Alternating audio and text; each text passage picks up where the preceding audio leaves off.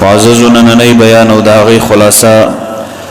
پا اللہ باندې نیک گمان کول دی. هر مسلمان او هر مومن باید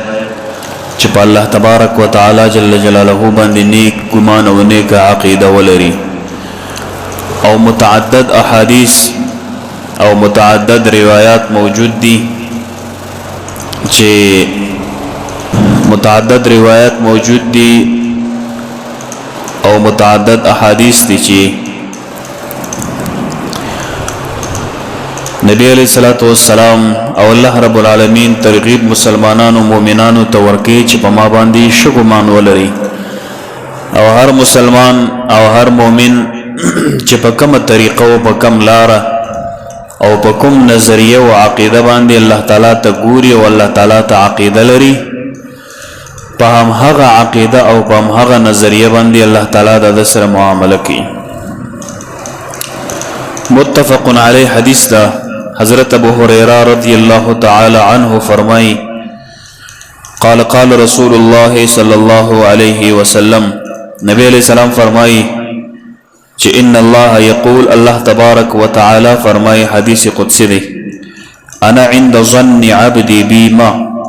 وانا معه اذا دعانی، زه د خپل بنده په ګمان کیم او زه د خپل بنده په ګمان سره چلیږم چې زما په باره کې دی کم سوچ لري، کم عقیده او کم نظریه لري. وانا معه اذا دعانی، او چې کله بنده مسلمان ما وغواړي او زما څخه د دعا طلبګار سي نو زه د هغه بنده مسلمان سره یم. متفق علی. بل حدیث ته تفصیل کې د اولنۍ سره فرق لري. نبی علیہ السلام فرمایي چې الله تعالی فرمایل انا عند ظن عبدی بی، زه د خپل بنده په ګمان باندې چلیږم او زه د خپل بنده سره یم چې دی کله ما غواړي او ما ته دعا کوي. فإن ذکرنی فی نفسه ذکرته فی نفسه، کچیری دا بنده مسلمان زما ذکر په زړه کې کوي هم زه د هغه سره یم او زه په ذکر خفي باندې، الله فرمایي چې زه په ذکر خفي باندې د دې بنده مسلمان یاد کوم لکه څرنګه چې د الله د شان سره موافق. او بیا الله تعالی فرمایي چې کچیری دا بنده مسلمان په جماعت کې زما یاد کوي، په غټ ټولۍ کې زما یاد کوي او په غټ مجمع کې زما یاد کوي، یعنی ذکر جلی کوي، نو زه به د هغه بنده مسلمان یاد او ذکر د هغې مجمع او د ټولۍ مخې ته وکم چې د هغه مسلمان نه دا بهتر ده چې هغه ټولۍ د ملایکو ده. یعنې ته د عام مسلمانانو په اجتماع او په مجمع کې د الله یاد کوې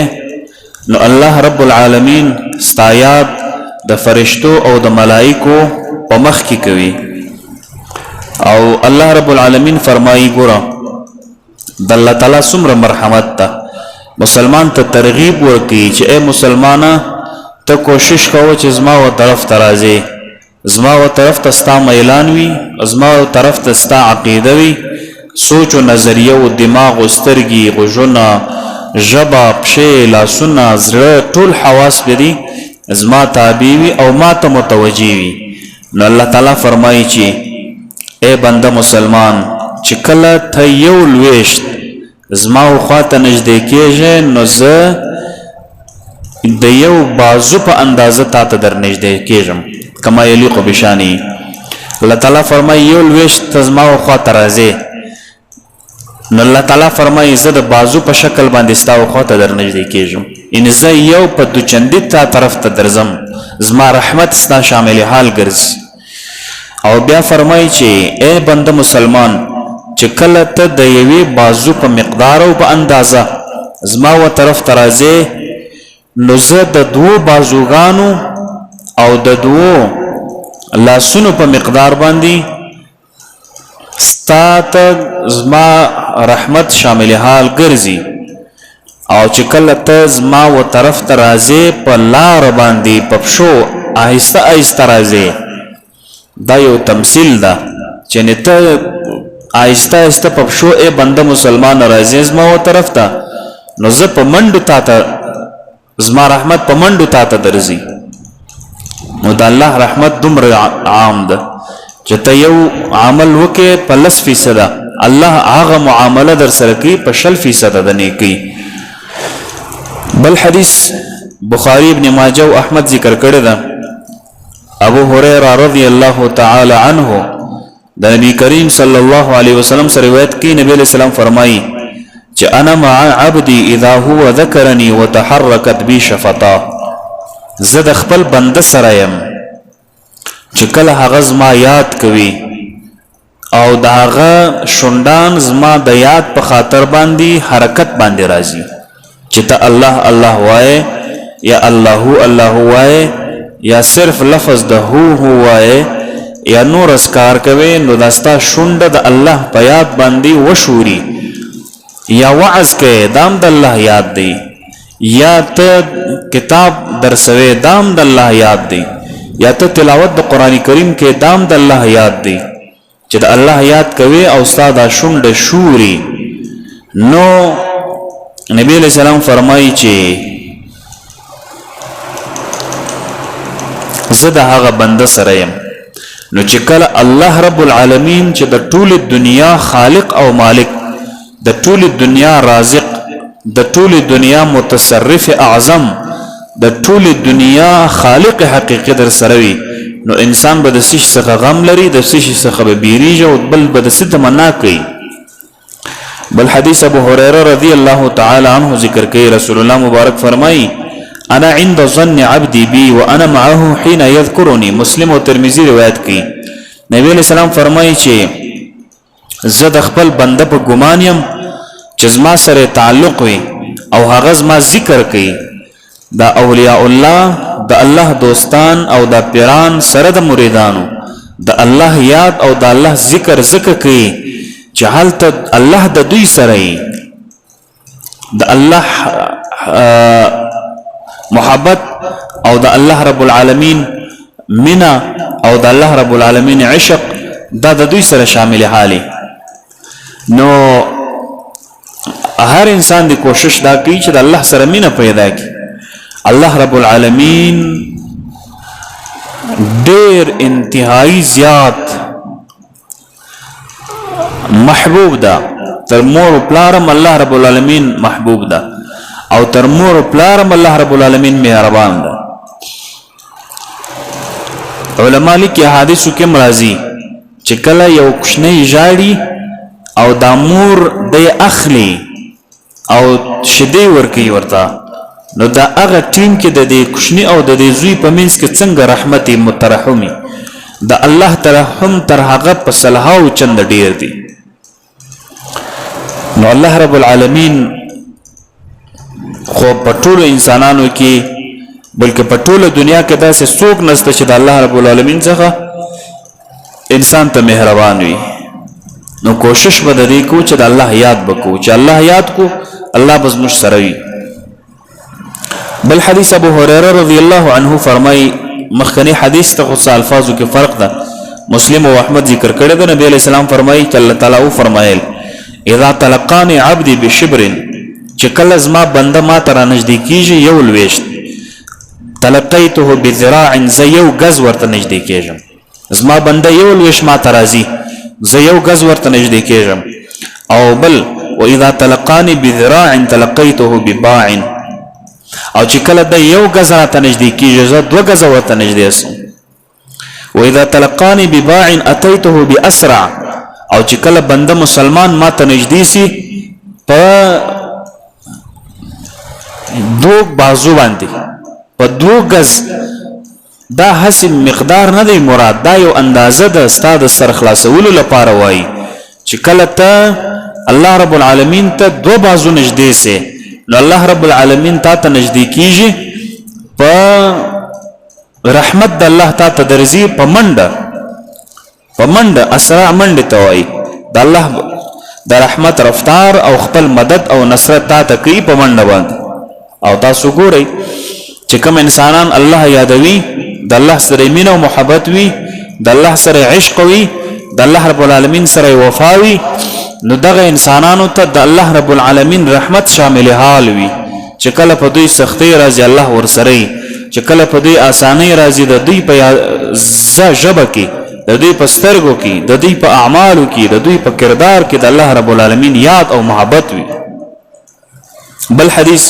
حضرت ابو هريره رضی الله تعالی عنه او ابو سعید الخدری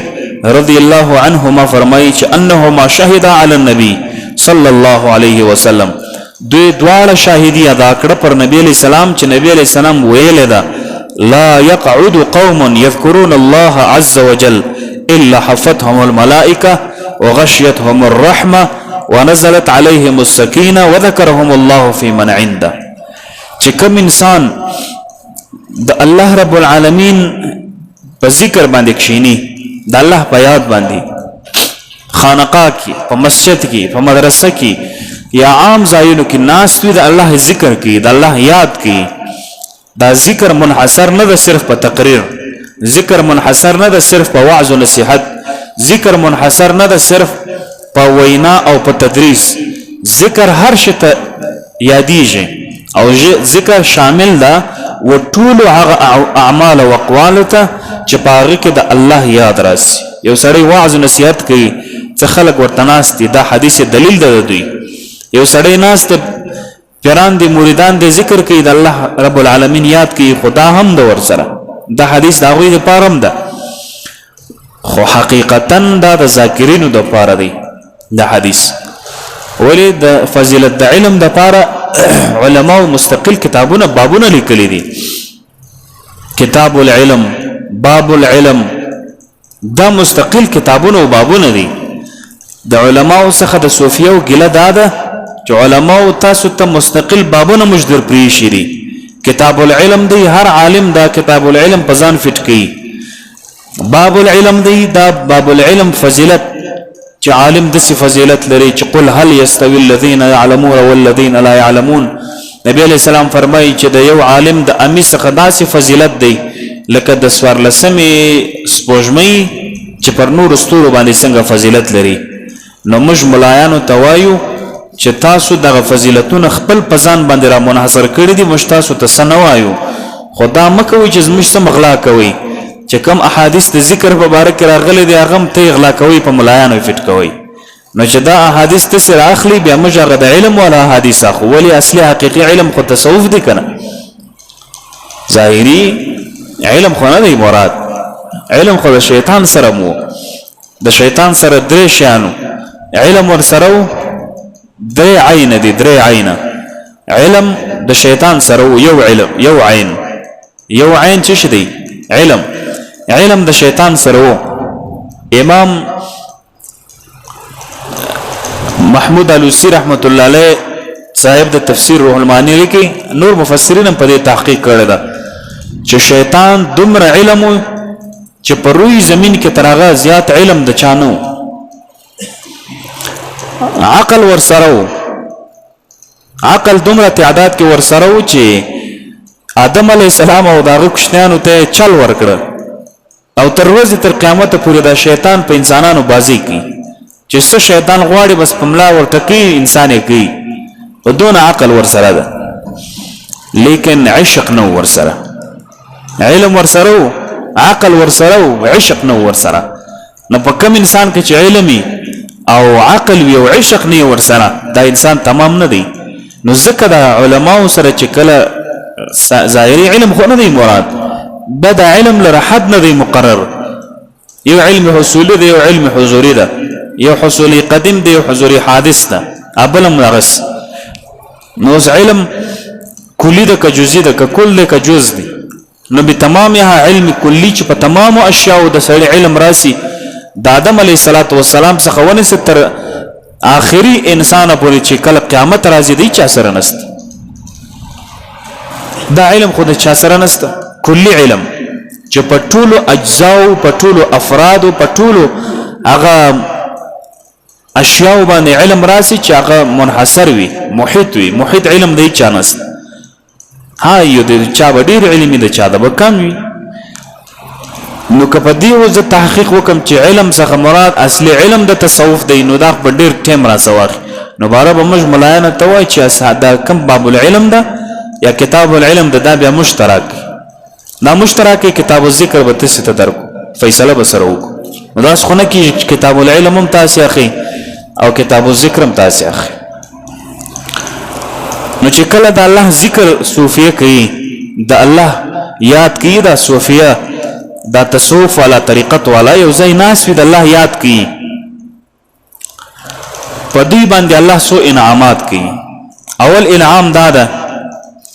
چې فرشتي دوی شاوخوا راون غاړي دا کم انسانان چې په محفل د ذکر کې ناس دي فرشتي ون غاړي د رحمت په وزرو او وغشيتهم الرحمه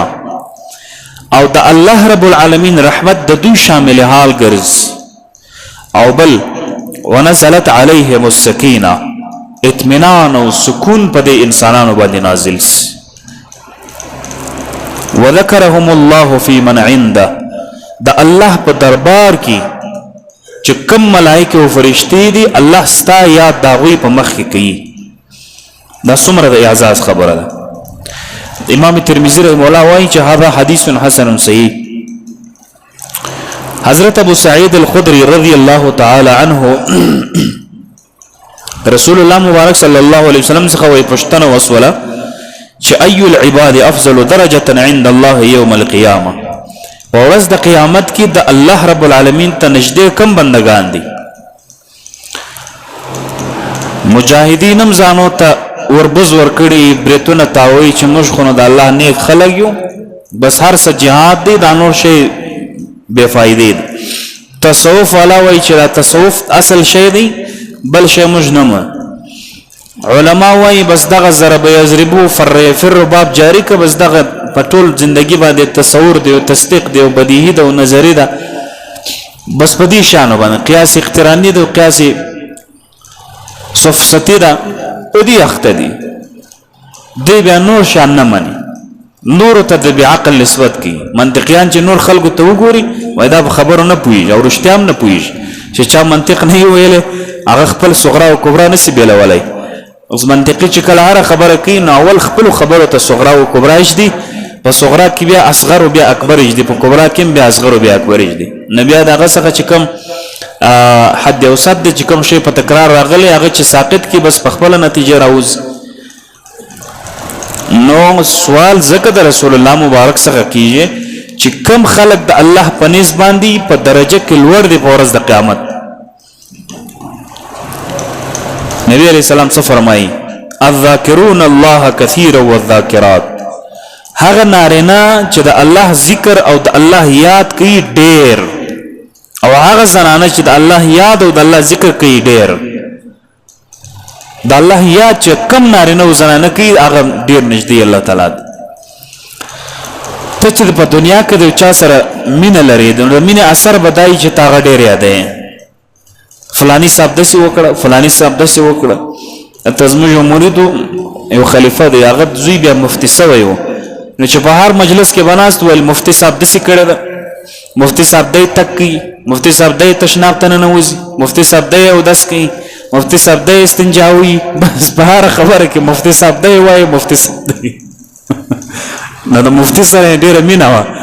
نو یو انسان چې د الله سره مینه وي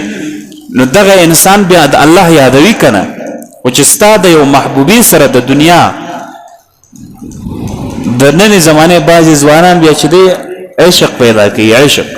اغم ظاهري عشق چې ګوري په یو مطلقه باندې یا په موضوع باندې عاشق سوی اغم د څه شی وی چې د دنیا زنان نه ده د دې مثال الله ورکی چې ش زنان دي خو په نسبت حور او غلمان ته بیان دي شه ځکه د دې دنیا زنان چې هر څومره حسن ولري شایست ولري پزه د نور شانو څخه ډک په نس کې د نور شانو څخه ډک او ور سره وینه راځي په میاشت کې مرداري ډیر لري کنه نو داسې شی د عشق د پاره خوندور نه ده سړی د داسې ذات سره مینه او محبت وساتي چې هغه د هر نقص پاک دی هغه د هر عیب پاک دی هغه مستجمع د ټول صفات کماله ودی چې څومره کمال او څومره شایست او څومره بهتري ستا په ذهن کې تصور نشي کولی هغه الله رب العالمین تستا. نو د داسې ذات سره مینه او محبت ساتل پکار. نو ځکه په دنیا کې چې ستا د محبوبې سره مینه وي نو هغه ته ډېر یادوي چې په لمانځه کې که ډوډۍ خورې که لمونځ کې که هر څه کوې خو هغه دې په ذهن کې. نو چې ستا د الله سره مینه وي الله سره دې محبت وي چې ته ولاړ یې که ناست یې که بیده یې که تقریر کوې که درس کوې که کاروبار کوې په ټولو وختو کې دې الله په یاد وي په ذهن کې دې ګرځي را ګرځي.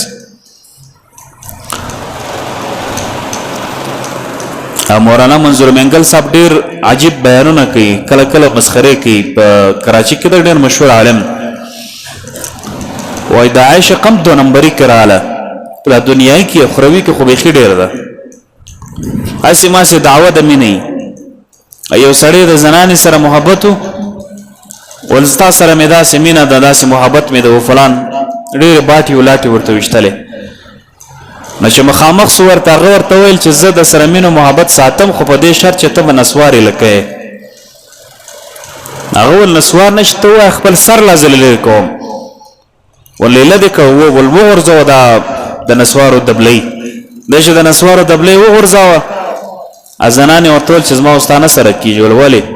ول څو کاله کېږي چې ته نسوار کوې ول 10 کاله ول د 10 کالو انډیوال دې وغورځول نو د یوې ورځې انډیوال به ته نه غورځوې. بیا یې ورته ویل چې زما څخه ډېر زیات حسینه زما خور را روان ده شاته ده ده چې مخ ورته داسې که ده ورته چمپل بند کړي. نو دا 2 نمبر مینې دي دا حقیقي نه دي. په دې کې ګناهونه مرتب دي په دې کې عذاب مرتب ده د انسان وخت پکې ضایع کېږي. اصل مینه هغه مینه ده چې د الله سره مینه وي د الله سره محبت وي. په دې کې د دنیا ګټه هم شته چې څوک د الله سره مینه کوي نو د هغه څخه بیا داسې انسان جوړېږي. غالبا اوس زما څخه د شیخ نوم هیر دی بایزید بستامي رحمه الله او قبل شیخ هغه د زمانې بادشاه و بادشاهي یې پرېښول لاړې مسجد په کونج کې کښېنستې تصوف و ذکر و اذکار یې شروع کړي. وزیران و وکیلان یې ورته راله جمع سو ورته وایي صاحبه ته خو بادشاه وې دولت دی و پیسې دې وې عسکر دی و فوج دی و تا ولې دا ټول پرېښوی د مسجد په کونج کې ناست دی. دا بادشاه ورته وایي چې مخکې چې بادشاه و اوس فقیر هغه ورته وایي اصلي بادشاهي خو زما ده که نه اوس زه بادشاه یم مخکې نه وم بادشاه. خلکو ورته وویل چې دا څه خبره ده ظاهري بادشاه خو موږ هغه ته وایو چې هغه وزیر اعظمي صدري د هغه لاندې په قیادت کې په سوونو په زرګونه خلک یې د هغه حکم چلیږي. ته اوس د مسجد په کونج کې ناست یې او ته وایه زه بادشاه یم ول نه منئ ول یا ټول یې راجمع کړي دریاب مخې ته یې بوتئ ستن نه ده ستن یې واچوئ دریاب کې. دریاب ته چې ستن یې واچولې د دریاب کې ستنه نو څوک پیدا کولی شي ول ته اوس ګوره چې زه څنګه درته پیدا کړم. مایانو ته امر وکړه ول دا زما ستن راوباسي په 10 منټو لا نه و تېر سوی چې د هر ماهي په خوله باندې یوه ستنه وه او خوله یې راپورته کړې و د دریاب څخه یو مخ یې دته نیولې وه. دا خپل ستنه چې وګتې په هغو کې پیدا کړې او ستنه یې وایستل. خلکو ته ویل چې اوس زما پادشاهي و که مخکې و. نو الله سره چې څوک مینه کوي مځکه هم د هغه تابع اسمانونه هم د هغه تابع عرش و فرش هم د هغه تابع په ټوله دنیا به د هغه تابع. صحابه کرامو کې داسې خلک دی چې غزواتو تتله په دریاب کې به چې کله خپل اسونه ځغلول د اسونو د شنګورې څخه شنګوره ورته وایي که چې حافر وایي په عربي کې د هغوی څخه به دوړې راوتل په دریاب کې. یو صحابي دی سفینه د رسول الله ورته وایي د رسول الله کشتۍ چې کله به صحابه کرام یا نبی علیه السلام یو ځای تللی نو بیا به دا بار د ده په وژه کې و بس دی به وړی دا خادم و دې ته به سفینه وایي سفینه کشتۍ ته وایي دی د رسول الله صلی الله علیه وسلم کشتۍ وه. یو ورځ په لاره کې روان دی د شام او د روم علاقه ده دوی ته خو نه معلومیږي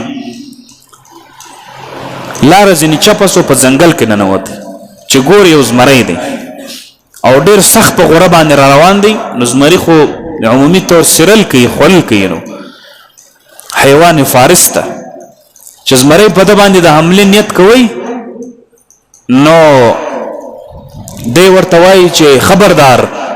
انا سفینة رسول الله زه د الله د رسول کشتۍ یم وای هغه زمری چې په غرو باندې راتلی لکه ورته وشورول او اشاره وکړه چې په ما باندې سپورس په زمری باندې سپورس او روان شو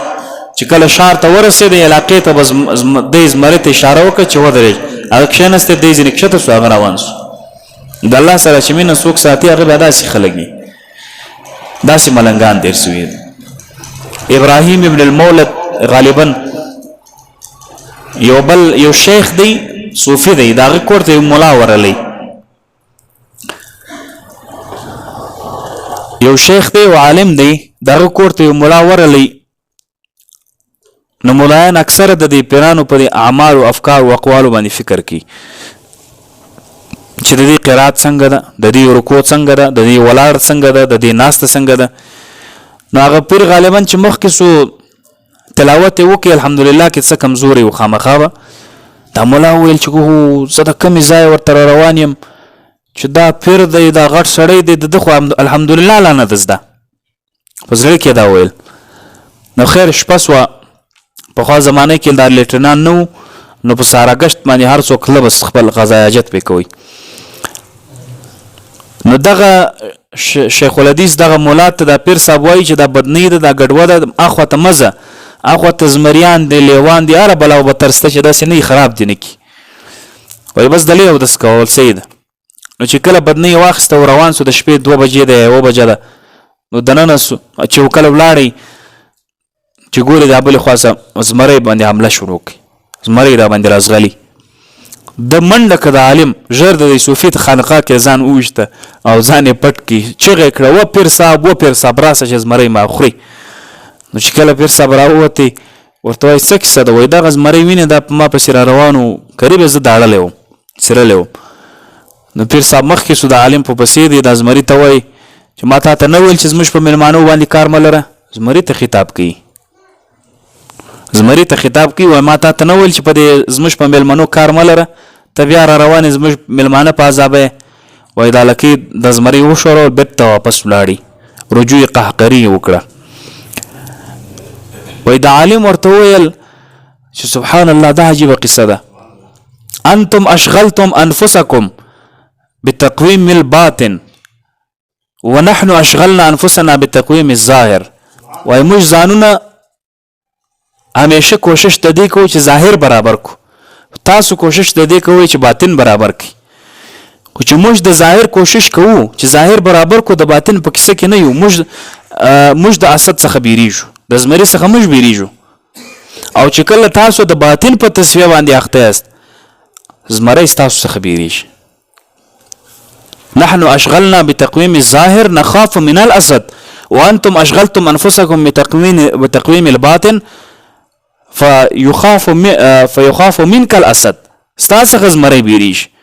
نو دا د الله رب العالمین خاص خلق دي د الله رب العالمین خاص بندگان دي نو ځکه الله تعالی وایي چې کله نبی علیہ السلام حدیث هم دی چې الذاکرون لله الذاکرون الله کثیر و ذاکرات څوک چې د الله یاد کوي د الله سره مینه د الله سره محبت وي نو دغه انسانان الله تبارک وتعالى ته په ورځ د قیامت کې ډیر نږدې وي قلت یا رسول الله ومن الغازی فی سبیل الله ما ورته ویل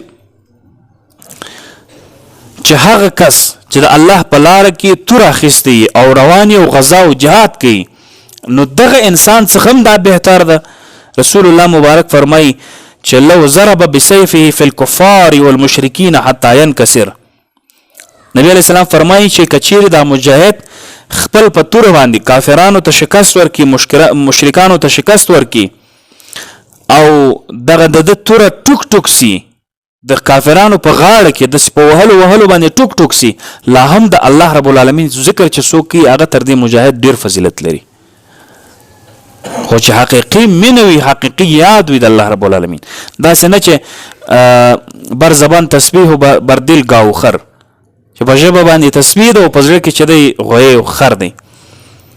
ويختصب دما لكان الذاكرون الله افضل منه الدرجه دا روایت امام ترمذی رحمه الله ذکر کړی ده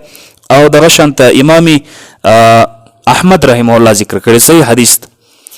دغه شانت واصله ابن اسقاع فرمای سمعت رسول الله صلى الله عليه وسلم قال الله تبارك وتعالى نبی علیہ السلام څخه وای ما واورېدی. نبی علیہ السلام حواله ورکي الله تبارک وتعالى ته، دې ته حدیث قدسی وای. قال الله تبارک وتعالى انا عند ظن عبدي بي فليظن بي ما شاء. الله تعالی فرمایي چې زه د خپل بنده په ګمان کیم چې بنده په ما څه فکر کوي او بنده په ما باندې څه نظریه لري او بنده په ما باندې څه ګمان لري، زه د هغه ګمان مطابق ورسره چلیږم. او چې کم نیت او اراده زما په اړه باندې دی ساتل غواړي دی وساتي. که یو انسان دا فکر چې الله رازق دی، الله ډیر رزق راکړي، ډیر ورکړي ورته، هر انسان ته د خپل ذهن موافق الله رب العالمین رسایي ورته کوي. نو دغه شانته الله رب العالمین ډیر لوی ذات ده. هر انسان ته دغومره ورکړي چې د جوجوري د یو چا جوجوره چې کوچنی وي، الله رب العالمین کوچنی انعام ورته ورکړي. چې د چا نظریه او فکر او عقیده ډیر وسیعه ډیر فراخي، نو الله رب العالمین ورته ډیر فراخ انعامات ورته ورکړي. نو هر انسان دی کوشش تا کوي چې خپل ذهن، خپل عقیده، خپل نظریه او خپل نظر او فکر دا وسیع وساتي، فراخ. داسې نه د بندگانو ګمان دی په الله تعالی نه کوي. ځکه حدیثو کې ډیر راځي بندگانو څخه چې ته یو ور وغواړې دربي کی، دویم ور وغواړې دربي کی، دریم ور وغواړې دربي، آخر بار درته وایي چې یاره مخ دې ورکسه، چې مخ دې لا ورک وای. لیکن الله رب العالمین بعد سے ذات د حدیث صحیح حدیث کې راځي من لم يسأل الله يغضب عليه، چې الله رب العالمین څخه څوک دعا نه غواړي الله ور باندې په غضب سي. نبی علیہ الصلوۃ والسلام فرمایي چې تاسو د الله څخه ډیر دعاګانې غواړئ، ډیر غواړئ، الله تعالی به تاسو ته ډیر درکړي. که تر هغه ډیر غواړئ تر هغه پسې ډیر درکړي، که تاسو تر هغه ډیر غواړئ تر هغه ډیر پسې درکړي، حتی تر دې پورې چې تاسو به ستړی سئ خو د الله رب العالمین د خزانه رحمت چې د هغه به نه ستړی کیږي. هغه په ورکول کې ولې دا ټوله دنیا ته الله رب العالمین چې رزق ورکوي، الله تعالی ته دومره مشکل نه ده لکه یو څرنګه چې یو مرغه یو څاڅکی د اوبو د دریاب څخه خپل په مشوکه کې راواخلي او پورته کړي. ټوله دنیا ته چې الله تبارک وتعالی رزق ورکوي دونه کمیله نه راځي د الله په خزانو کې. نو د الله خزانې ډېرې زیاتې دي، د الله رب العالمین ورکړه ډېر زیات ده. الله تبارک وتعالی ته هیڅ شی مشکل نشته. نو خلاص عقیده، خلاص نظریه، فراخ نظر بلرو په الله تبارک وتعالی باندې. الله رب العالمین موږ تاسو ته د عمل کولو توفیق راکړي. وما علیه الا البلاغ واخر دعوانا ان الحمد لله رب العالمین.